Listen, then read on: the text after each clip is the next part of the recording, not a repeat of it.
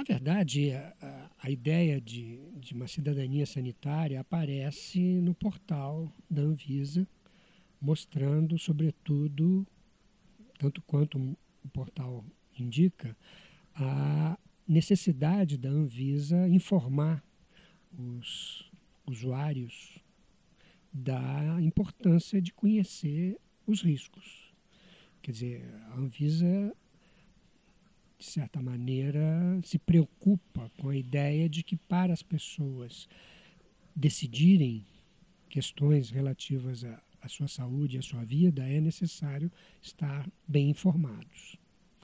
O problema é que essa ideia de boa informação em relação aos riscos, ela acaba sustentando uma perspectiva do risco que vai modelando a subjetividade atual das pessoas, que no fundo acaba gerando ansiedades, porque o risco ele não se dá sem despertar ansiedades nas pessoas, porque no fundo o risco está lidando com a possibilidade de controle das ameaças à integridade e à vida. Tem uma perspectiva de manutenção de uma longevidade possível desde que a gente controle os riscos, o que é uma tarefa bem complicada e difícil, porque não é possível controlar todos os riscos que, a princípio, podem nos afetar. O termo riscofobia ele apareceu no meio de um texto e que chamou a atenção. Eu acho que a tendência é a gente desenvolver, ou pelo menos através das instâncias de educação em saúde, uma espécie de aversão ao risco em saúde, né? Quando o risco ele passa a ser atraente, ele recebe outro nome. Por exemplo, a Mary Jane Spink fala do risco aventura. Por exemplo, o risco dos esportes radicais, em que as medidas de segurança elas têm que ser todas devidamente cuidadas. E aí você pode desfrutar do prazer do risco, que inclusive tem um nome de uma coisa, de uma substância que há muito tempo atrás era apenas um neurotransmissor e agora virou uma espécie de descrição de um sentimento que é misturado com sensação, que é muita adrenalina.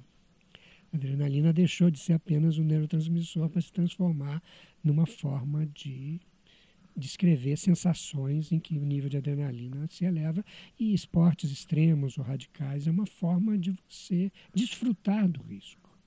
Esportes radicais, na verdade, é uma espécie de ampliação do que antes era o parque de diversões, em que os riscos, teoricamente, a segurança seriam controlados. Não é à toa que, eventualmente, surgem acidentes em parques de diversões, porque a fiscalização da vigilância sanitária, não sei se é o órgão responsável pela fiscalização de parques de diversões, ela está em ação.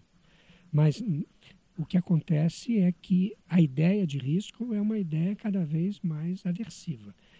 Daí a ideia de riscofobia, que vai te orientar a se cuidar, a se autocontrolar, a ter autodisciplina, e isso vira uma certa questão opressiva, né? As pessoas agora têm que estar todo o tempo se controlando. Olha, até como eu falei, a minha ideia não é desmerecer ou tirar a importância das atividades que a vigilância sanitária se propõe a fazer, o cumprimento de regras, normas, etc., diante de uma cultura tecnológica, de processos e produtos que oferecem ameaças. Esse é o contexto que a gente tem.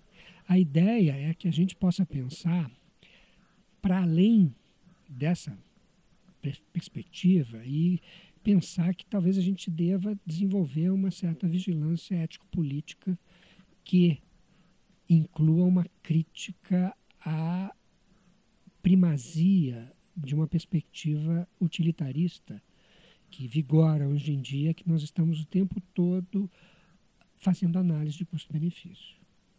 E fazendo análise de custo-benefício, a gente precisa estar bem informado. E para estar bem informado, uma das formas de estar bem informado é a ciência. Mas Que tipo de ciência é essa que nos bem informa? É uma ciência quantitativa empiricista, especialmente a epidemiologia, e que envolve riscos. Então, uma das formas de você tentar propor outras possibilidades diante dessa importância dada ao pensamento único é justamente pensar como dá para a gente ver as coisas de outra forma. Porque senão não há como ver de outra forma.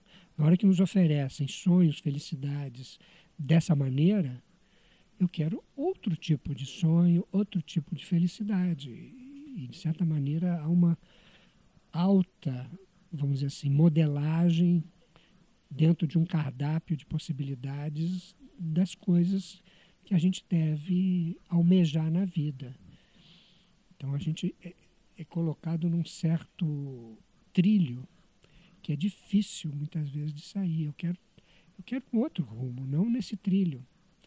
E acho que as pessoas ficam muito à mercê dessa pressão cultural, especialmente voltada para a perspectiva de um consumismo cuja felicidade é especialmente transitória, né?